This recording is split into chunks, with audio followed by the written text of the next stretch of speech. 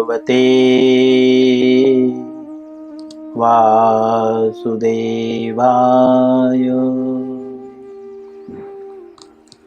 ओम नमो भगवते वासुदेवाय।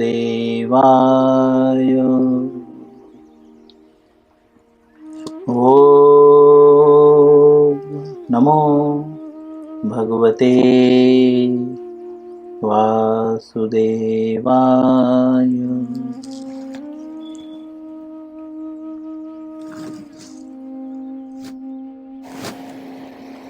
श्री कृष्ण लीलामृत पुस्तक का नाम है। हम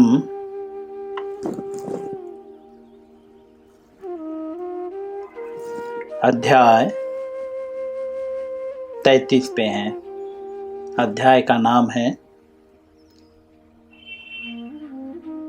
रास नृत्य का वर्णन। भक्ति की 9 विधियां हैं। श्रवणम, कीर्तनम, विष्णु स्मरणम, अर्चनम, वंदनम, दास्यम, साख्यम, आत्मनिवेदनम। ठीक है, तो हम जो अभी कर रहे हैं इसे श्रवणम बोलते हैं। ठीक है, ये पहली विधि है और ये बहुत महत्वपूर्ण है, क्योंकि अगर हम श्रवण नहीं करेंगे तो कीर्तनम संभव नहीं है,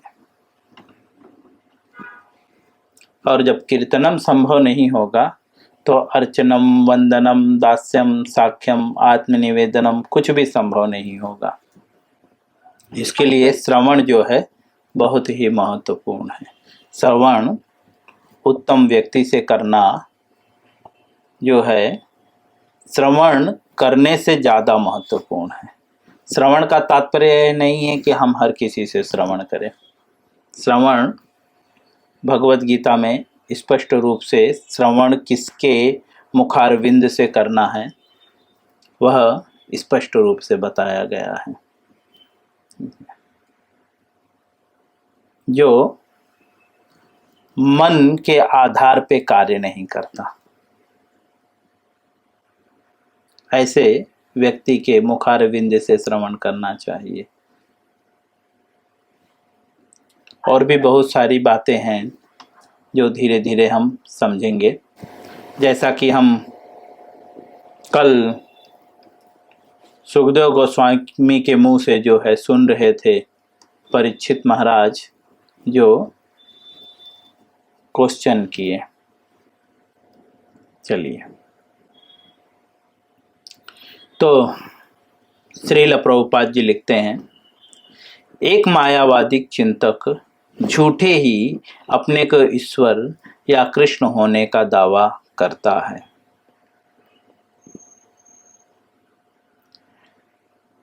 उसके पहले श्रील प्रभुपाद जी लिखते हैं, जो बद्ध जीव हैं उन्हें कभी भी जो है भगवान के कार्यकलापों का जो है अनुकरण नहीं करना चाहिए। लेकिन जो मायावादी होते हैं वो झूठे ही यह सब करते हैं। इसीलिए श्रील प्रभुपाद जी लिख रहे हैं कि एक मायावादी चिंतक जो है वो झूठे ही अपने को ईश्वर या श्री कृष्ण होने का दावा करता है।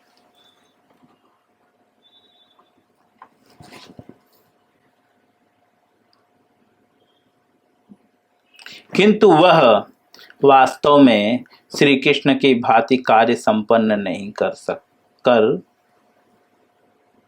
सकता। एक मायावादी मतलब मायावादी में बहुत सारी कैटेगरी है, पर प्रभुपाद जी सबको ऑलराउंड मायावादी बोलते हैं। मायावादी मतलब जो भगवान को एक्सेप्ट नहीं करते, भगवान को निराकार मानते हैं।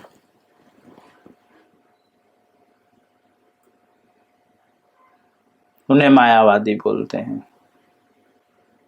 जो निराकार का चिंतन करते हैं वे मायावादी होते हैं।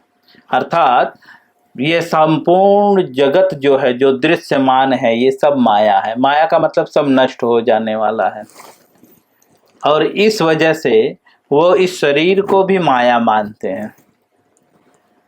और इस कारण से वे स्वयं को, क्योंकि आत्मा अमर है, समझे, आत्मा को न तो मारा जा सकता है, न तो जलाया जा सकता है, न तो काटा जा सकता है।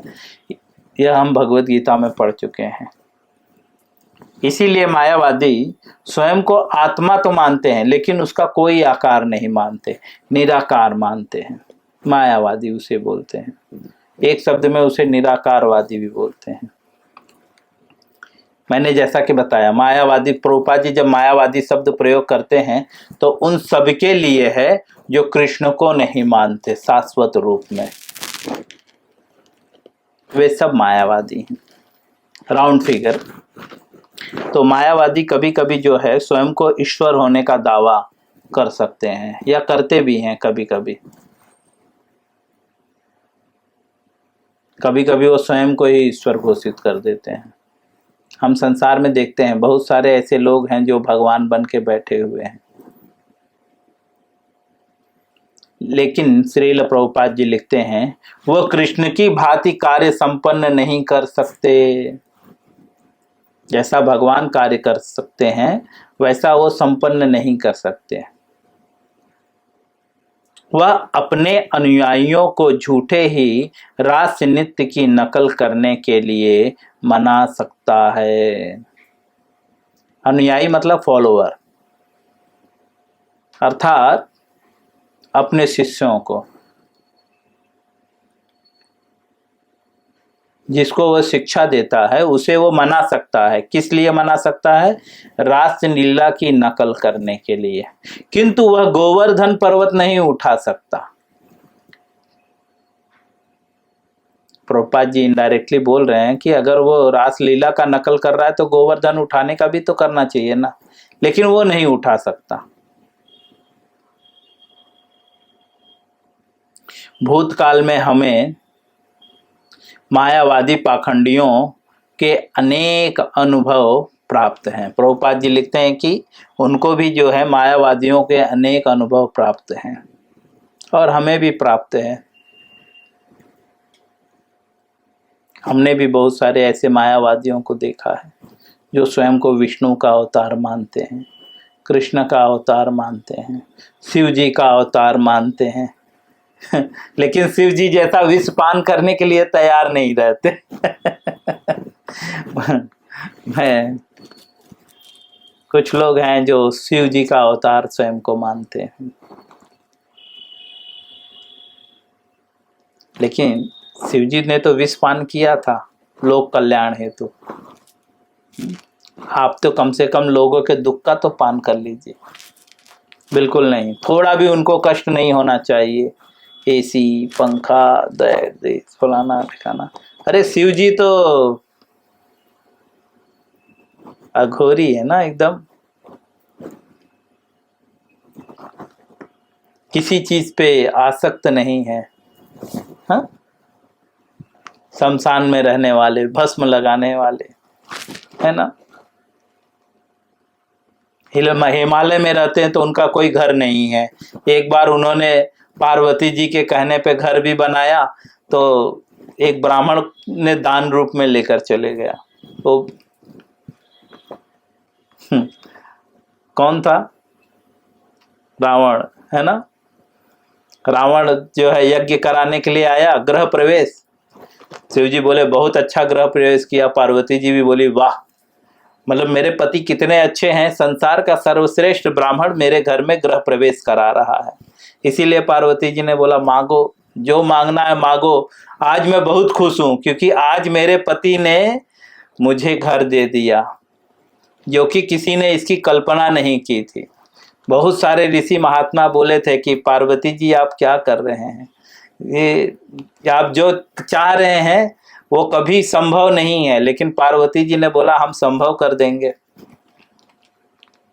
और बाद में क्या हुआ, जैसे ही रावण जी से बोले कि भाई जो मांगना है मांगो, तो बोले ये सोने की लंका दे दीजिए शिव जी बोले ये लीजिए, ब्राह्मण ले गया आपका गृह प्रवेश, गृह ही ब्राह्मण ले गया। पार्वती जी, शिव जी बोले मैं पहले ही बोला, मेरे भाग्य में ही नहीं है। खैर, वो अलग बात है। तो कहने का तात्पर्य यहाँ पे ये है कि लोग शिव जी बनने का नाटक करते हैं, ढोंग करते हैं, कृष्ण बनने का ढोंग करते हैं, लेकिन न वो भोग करने में समर्थ है कृष्ण की तरह और न गोवर्धन उठाने में समर्थ है ना।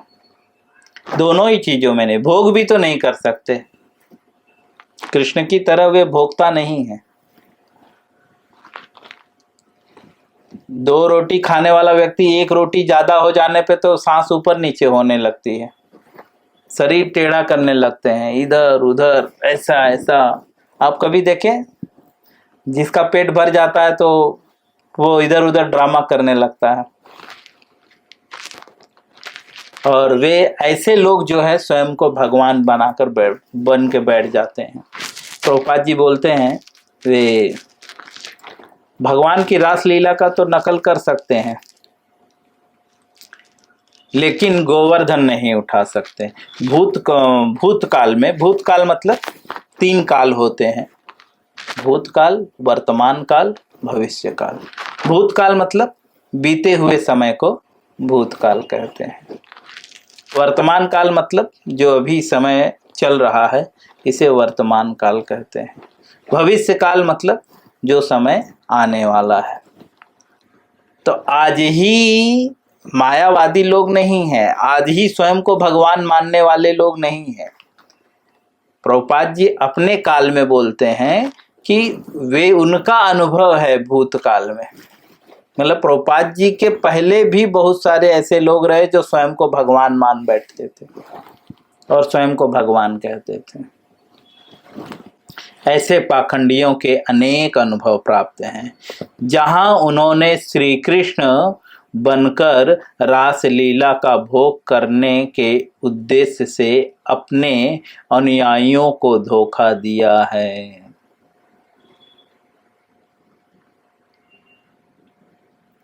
कई बार तो सरकार ने इनकी तलाशी ली, उन्हें बंदी बनाया और दंड भी दिया। प्रभुपाद जी कहते हैं ऐसे मायावादियों को कई बार तो लोग, सरकार ने भी, गवर्नमेंट ने भी जो है उनकी तलाशी ली, छानबीन की। मैं नाम नहीं लूंगा किसी का, सब तो जानते हैं, न्यूज़ थोड़ा बहुत तो कान में तो हवा आ जाता है, तो हम उन प्रजल्प की बातों को ज़्यादा यहाँ नहीं करेंगे, जितना आवश्यक है उतना ही लेंगे। तो हम देखते भी हैं बहुत सारे लोगों को जेल में भी बंद कर दिया गवर्नमेंट ने, तलाशी भी ली है ना, और उनको दंड भी दिया है। श्रील प्रभुपाद जी अपने गुरु के अनुभव को बताते हैं, गुरु के अनुभव को बोलते हैं। उड़ीसा में श्रील भक्ति विनोद ठाकुर ने एक तथाकथित श्री विष्णु के अवतार को दंडित किया। भक्ति विनोद ठाकुर, श्रील भक्ति विनोद ठाकुर उड़ीसा के रहने वाले थे। उड़ीसा, बंगाल। तो भक्ति विनोद ठाकुर के समय में एक तथाकथित जो है तांत्रिक था, जो स्वयं को विष्णु का अवतार मानता था।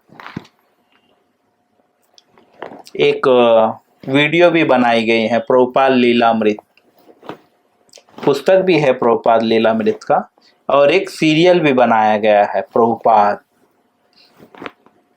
लीलामृत का। अर्थात प्रभुपाद जी की जीवनी के ऊपर एक पुस्तक भी बनाई गई है। तो वहां पे प्रभुपाद जी के जन्म के पूर्व इस लीला का वर्णन है। भक्ति विनोद ठाकुर उस तांत्रिक के पास जाते हैं, तो उन्होंने भी उस तांत्रिक को बंदी बना लिया था।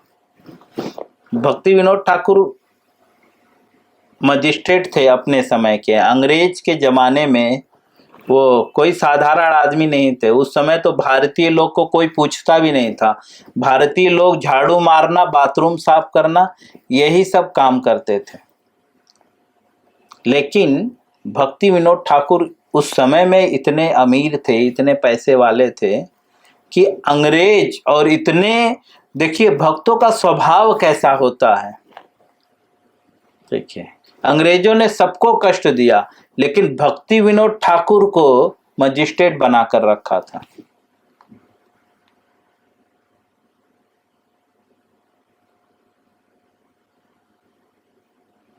एक स्टेट के मैनेजर को मजिस्ट्रेट कहते हैं।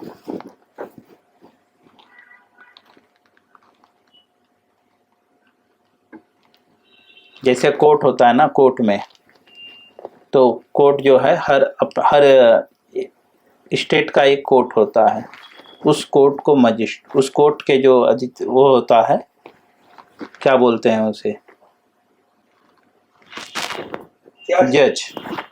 जज। तो वैसे ही मजिस्ट्रेट भी होते हैं। तो भक्ति विनोद ठाकुर जो है अपने समय में मजिस्ट्रेट थे। तो भक्ति विनोद ठाकुर जो है बहुत अच्छा कार्य करते थे। उनकी बहुत सारी पुस्तकें आज भी अंग्रेजों के ग्रंथालय में हैं। तो भक्ति विनोद ठाकुर जो है उनके समय में जो है तथाकथित एक विष्णु का अवतार था। उन्होंने उनको दंडित किया था। वो क्या करता था, जो तरुणियों के साथ रास रचाने की नकल करता था। तरुणियां मतलब यंग लड़कियों के साथ जो है वो रास रचाने का नकल करता था। उनकी तथाकथित अवतार के विरुद्ध अनेक शिकायतें थी। उस समय श्रील भक्ति विनोद ठाकुर जिलाधीश थे और सरकार ने उन्हें इस धूर्त को दंडित करने के लिए जो है नियुक्त किया था। जैसा कि मैंने बताया था, एक स्टेट का जो कंट्रोलर होता है उसे मजिस्ट्रेट कहते हैं। उसे हिंदी में जो है जिलाधीश भी कहते हैं। आज के समय में मेरे ख्याल से उनको क्या कहते होंगे, विधायक। डिस्ट्रिक्ट मजिस्ट्रेट, विधायक ना, कि कुछ अलग होता है, वो देखना पड़ेगा बाद में। के टाइम में तो शायद क्राइम ब्रांच का जो हेड होता है ना वो। हाँ ठीक है, चलिए जो भी है, काफी ऊंचे पद पे थे। तो उन्होंने जो है क्या किया था, अंग्रेजों ने उनको नियुक्त किया था कि इस व्यक्ति को दंडित करना है। उन्होंने उसे कठोर दंड दिया। रास लीला का अनुकरण कोई नहीं कर सकता। श्रील सुखदेव गोस्वामी तो यहाँ तक आगाह करते हैं कि कोई भी इसका अनुकरण करने का विचार तक न करे। वे विशेष रूप से उल्लेख करते हैं कि यदि कोई मूर्खतावश श्री कृष्ण की लीला का अनुकरण करने का यत्न करता है तो वह उसी तरह मरेगा जिस प्रकार शिव जी के विषपान का अनुकरण करने की इच्छा करने वाला व्यक्ति मरता है।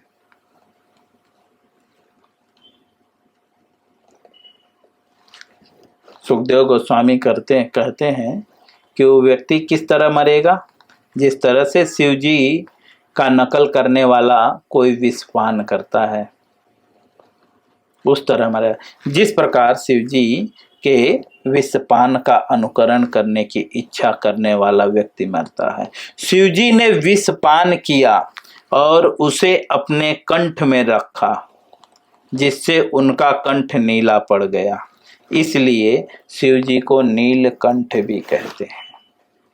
किंतु यदि कोई सामान्य पुरुष विषपान करे या गांजा पीकर शिव जी का अनुकरण करे तो वह तुरंत ही जो है मर जाएगा और विनष्ट हो जाएगा।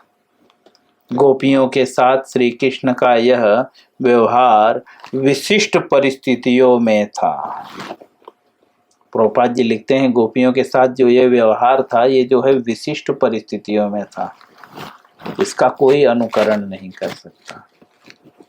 वैसे हमने अभी तक जो भी पढ़ा था शुरू से, हमें तो कोई भी दोष नहीं दिखा, कहीं पे भी गलत नहीं दिखा, लेकिन मायावादी लोग हैं ना, कुछ भी तिकड़म लगा कर जो है उल्टा सीधा अर्थ निकाल लेते हैं। तो सुखदेव गोस्वामी स्पष्ट रूप से उन्हें वार्निंग देते हैं। ठीक है, चलिए हम यहीं पे विराम करते हैं, कल पुनः वापस इसी समय मिलेंगे। हरे कृष्णा। सुबह